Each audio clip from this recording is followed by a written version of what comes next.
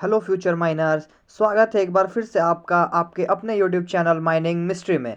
मैं ऋतिक कुमार आज फिर से आपके सामने मौजूद हूँ एक बहुत ही नए और इम्पॉर्टेंट सीरीज़ को लेकर। और मुझे ये वीडियो बनाते हुए बहुत खुशी हो रही है क्योंकि बहुत बच्चों का डिमांड था कि कोल माइन रेगुलेशन 2017 आप स्टार्ट कीजिए। उसमें बहुत से दिक्कत हो रहे हैं, बच्चों को बहुत सारी कन्फ्यूज़न हो रही हैं। तो मेरा इस सीरीज़ जो मैं कोल माइन रेगुलेशन 2017 का आज से मैं जो सीरीज स्टार्ट कर रहा हूँ, इस पूरे सीरीज को आप देखिए, डेली एक एक वीडियो देखिए। आज के बाद से डेली रेगुलेशन पे आप लोग को एक एक वीडियो मिलेगा, डेली देखिए। उसमें से एक भी क्वेश्चन आप लोग को नहीं छूटेगा, ये मेरा गारंटी है। ठीक है, उस वीडियो को आप अच्छे से देख लेते हैं। मेरा कोल माइन रेगुलेशन 2017 का सीरीज आप स्टार्टिंग से एंड तक अच्छे से देख लीजिएगा, तो आपका कोल माइन रेगुलेशन खत्म कराने की जिम्मेवारी मेरा है, ये मेरा गारंटी है। ठीक है, तो चलिए आज कोल माइन रेगुलेशन 2017 का ये पहला वीडियो है।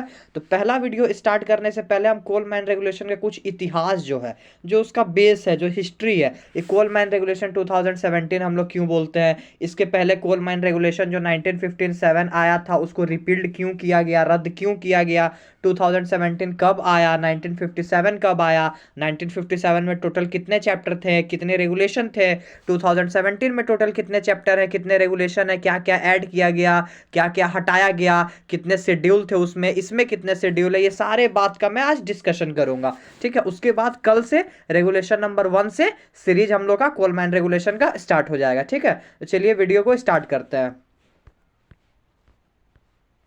देखिए, कोल माइन रेगुलेशन 2017 जो बना, वो एक्ट माइंस एक्ट 1952 में जो सेक्शन 12 में जो कमिटी गठित है, जो कमिटी बना हुआ है, उन्होंने बनाया है। उनके सिफारिश पे जो सेक्शन 12 में, एक्ट के सेक्शन 12 में जो कमेटी है, उनके सिफारिश के मदद से, उनके सिफारिश पे विचार करके सेंट्रल गवर्नमेंट ने सेक्शन 57 माइंस एक्ट 1952 के सेक्शन नंबर 57 का पावर का यूज करते हुए सीएमआर 2017 को पब्लिश किया है गैजेट में। ठीक है, तो ये क्वेश्चन बहुत बार पूछा जाता है कि सीएमआर 2017 को बनाने के लिए सेंट्रल गवर्नमेंट में कौन सा सेक्शन का पावर यूज किया है, तो सेक्शन नंबर 57। ठीक है, या फिर इस तरह से भी क्वेश्चन आता है कि कौन सा एक्ट का किस सेक्शन से कोल माइन रेगुलेशन 2017 का निर्माण हुआ है। ठीक है, तो सेक्शन नंबर 57, ये पॉइंट क्लियर है। आगे बढ़ते हैं। देखिए, नया जो सीएमआर है, ये कोल माइन रेगुलेशन 2017, इसका पब्लिश होने का डेट कब है, ये आपको मुझे लगता है कि पता होगा। 27 नवंबर 2017 को ये पब्लिश हुआ है। ठीक है, और जिस दिन ये पब्लिश हुआ 27 नवंबर 2017 को, उस वक्त से सीएमआर 1957 जो है वो रिपील्ड कर लिया गया, मतलब उसको रद्द कर दिया गया। उस टाइम से 1957 पूरे तरीके से खत्म हो गया और मार्केट में, माइंस में नया सीएमआर पब्लिश हो गया, जो सीएमआर है 2017। ठीक है, और उसी टाइम से 1957 का सारा हिस्ट्री खत्म, रद्द कर दिया गया 1957 सीएमआर। ठीक है, आगे बढ़ते हैं। अब देखिए, सीएमआर 1957 में टोटल 16 चैप्टर्स थे। ठीक है, और उसमें उस 16 चैप्टर्स में टोटल 205 रेगुलेशन थे। ठीक है, सीएमआर 1957 में। ये मैं आपको कुछ हिस्ट्री कोल माइन रेगुलेशन का इसलिए बता रहा हूं क्योंकि जब मैं स्टार्ट करूंगा तो आप अच्छे से रिलेट कर पाओगे कि क्या क्या ऐड किया गया है, इसको आखिर क्या वजह था कि कोल माइन रेगुलेशन 2017 फिर से लाना पड़ा। 1957 के बाद 60 साल के बाद कोल माइन रेगुलेशन 2017 बना है। ठीक है, तो आखिर ऐसा क्या वजह था जो दोबारा कोल माइन रेगुलेशन बनाना पड़ा। ठीक है, ये चीज आप अच्छे से रिलेट कर पाओगे, इसलिए मैंने आज ये आपके लिए बेसिक से वीडियो स्टार्ट किया है। और ऐसा वीडियो, इस बेसिक से सीएमआर स्टार्ट करने का वीडियो आपको पूरे यूट्यूब में कहीं नहीं मिलने वाला है। ठीक है, इतने हिंदी से कोई नहीं समझाएगा आपको, सबको यूट्यूब में आएगा, इंग्लिश में लेक्चर झाड़ेगा और आगे बढ़ जाएगा। ठीक है, चलिए नेक्स्ट देखते हैं। अब सीएमआर 1957 में हमने देख लिया कि 16 चैप्टर थे और उसमें 205 रेगुलेशन थे। ठीक है, अब जो अभी लेटेस्ट सीएमआर है उसमें कितना चैप्टर है भाई, तो उसमें टोटल 17 चैप्टर्स है और उन 17 चैप्टर्स में टोटल 260 रेगुलेशन है। ठीक है, ये याद रखिएगा कि 2017 सीएमआर में टोटल 17 चैप्टर है और 260 रेगुलेशन है। ठीक है, आगे बढ़ते हैं। आगे क्या है, सीएमआर 2017 में 49 न्यू रेगुलेशन को जोड़ा गया है। ठीक है, 1957 में जितना भी सीएमआर था उसमें जब 2017 का सीएमआर इंप्लीमेंट हुआ तो उसमें टोटल 49 न्यू रेगुलेशन को ऐड किया गया है, और यहाँ पे 19 नहीं, यहाँ पे 16 होगा। चैप्टर नंबर 16 जो है वो पूरा का पूरा नया ऐड किया गया है। चैप्टर नंबर 16 में आप देखिएगा होगा एक्सट्रैक्शन ऑफ मीथेन। इंडिया के बाहर जो इंटरनेशनल कंट्रीज में जो माइनिंग होता है उसमें जो अंडरग्राउंड माइंस में मीथेन निकलता है, उस मीथेन का भी वो लोग एक्सट्रैक्शन करके कुछ यूज कर लेता है, ठीक है।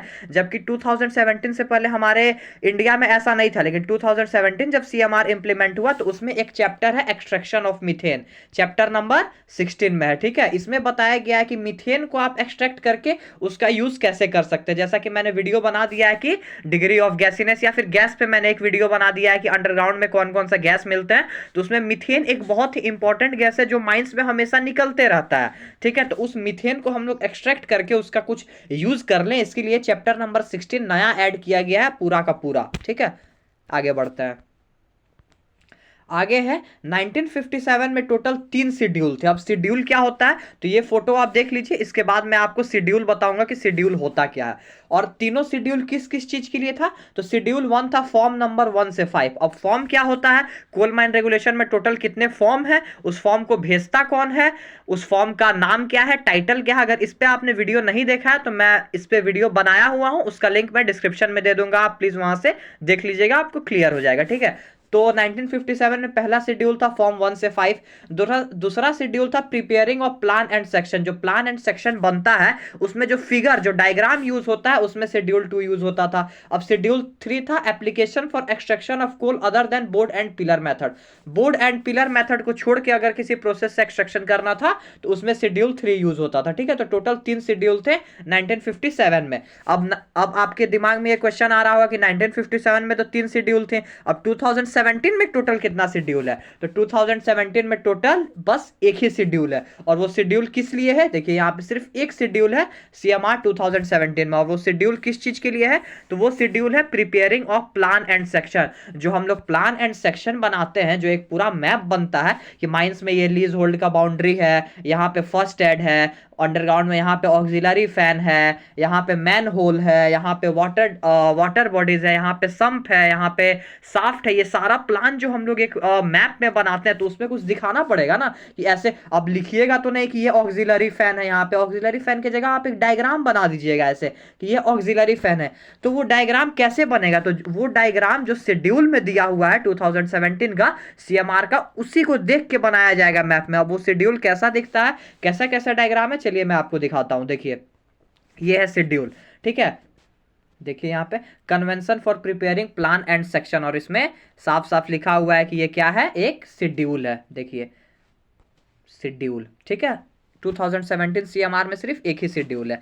अब इसमें है क्या क्या मैं पूरा तो डिस्क्राइब नहीं करूंगा क्योंकि वीडियो बहुत लंबा बन जाएगा, लेकिन आप कुछ कुछ देख लीजिए कि boundary of lease hold area को ऐसे दिखाना है, डॉट डॉट रेड कलर में दिखाना है, अंडरग्राउंड कोल बैरियर को ऐसे दिखाना है, साफ्ट को ऐसे दिखाना है। अब जब ये प्लान पूरा बनेगा और प्लान में जब यहाँ पे मान के चलिए दिखाना है कि साफ्ट है, तो अब यहाँ पे साफ्ट लिखेगा तो नहीं कि यहाँ पे साफ्ट है, तो उस साफ्ट के जगह पे ये फिगर बना देगा ऐसे ऐसे और डॉट किए यहाँ पे साफ्ट है, ठीक है। अबंडेंट साफ्ट है तो ऐसे बनेगा, ठीक है। इस तरह से पूरा यहाँ पे डायग्राम बना हुआ है, सिंबल बना हुआ है, जिसको यूज करके हम लोग माइन प्लान और सेक्शन बनाते हैं, ठीक है। देख लीजिए आप, इस तरह से पूरा बना हुआ है schedule. Water dam, deduction of air current, door, brick store, fire dam seal और स्टॉपिंग है, एक्सप्लोजन प्रूफ, सारा चीज जिसका भी डायग्राम मैप में जरूरी है, प्लान में जरूरी है, जिसका भी सिंबल, वो सारा सिंबल इसमें दिया हुआ है, और यही सिंबल को यूज करके आपको प्लान और सेक्शन का बनाना है, ठीक है। अब देखिए जो जितने भी फॉर्म्स है कोल माइन रेगुलेशन में, ठीक है, मैंने एक बार फिर से मैं बोल दे रहा हूँ, फॉर्म पे मैंने वीडियो बना दिया है जो कोल माइन रेगुलेशन से रिलेटेड जितने भी फॉर्म्स हैं, आप उसको वीडियो में डिस्क्रिप्शन में दे दूंगा उसका लिंक, आप वहां से देख लीजिएगा, ठीक है। तो वो फॉर्म को स्पेसिफाई कौन करता है, ठीक है, मतलब किसके परमिशन से वो फॉर्म बना है, किसके अकॉर्डिंग बना है और कब बना है, तो वो सारा फॉर्म जो है वो चीफ इंस्पेक्टर ने रिलीज किया है, चीफ इंस्पेक्टर के द्वारा वो स्पेसिफाई किया गया है। और कब किया गया है तो ये नया फॉर्म जितना भी है, तो आप थोड़ा सा दिमाग लगाइए कि 2017 में सीएमआर नया इंप्लीमेंट हुआ, तो फॉर्म जो बना होगा वो 2017 के बाद ही बना होगा, जाहिर सी बात है। तो ये फॉर्म बना है अक्टूबर 2018 में, ठीक है। अक्टूबर 2018 में चीफ इंस्पेक्टर ने इस सारे फॉर्म को, जितने भी फॉर्म्स हैं उनको चीफ इंस्पेक्टर ने स्पेसिफाई किया है। अब चीफ इंस्पेक्टर कौन होता है, तो चीफ इंस्पेक्टर डीजीएमएस का जो हेड होता है वही होता है, director general of mine safety का जो हेड होता है। तो अभी चीफ इंस्पेक्टर कौन है, तो अभी चीफ इंस्पेक्टर है आपके प्रभात कुमार, ठीक है, आप गूगल कर लीजिएगा, प्रभात कुमार अभी चीफ इंस्पेक्टर है। तो उन्होंने ही अक्टूबर 2018 में सारा फॉर्म को स्पेसिफाई किया था, सारा फॉर्म को गैजेट में पब्लिश किया था अक्टूबर 2018 में, इसको आप ध्यान रखिएगा। चलिए, मुझे लगता है कि कोल माइन रेगुलेशन का आपका बेसिक जो है वो पता चल गया होगा कि क्यों चेंज हुआ, कितना था पहले चैप्टर, कितना रेगुलेशन था, अब कितना है, कितना ऐड हुआ है, कितना चैप्टर ऐड हुआ है, ठीक है, कब पब्लिश हुआ है, ये सारा चीज के बारे में आपको जानकारी हो गया होगा। अब कल से डेली आपको एक एक वीडियो मिलने वाला है कोल माइन रेगुलेशन का, ठीक है, रेगुलेशन नंबर 1 से रेगुलेशन नंबर 260 तक का डेली एक एक वीडियो मिलेगा, ध्यान से उसको आप देखिएगा। और जब वो सीरीज कंप्लीट हो जाएगा तो मैं एक एमसीक्यू का सीरीज स्टार्ट करूंगा, वो एमसीक्यू का सॉल्व करके, वो पेपर का सेट सॉल्व करके आपको बहुत ज्यादा मदद मिलने वाला है, ठीक है। चलिए मिलते हैं नेक्स्ट वीडियो में, तब तक के लिए जय हिंद।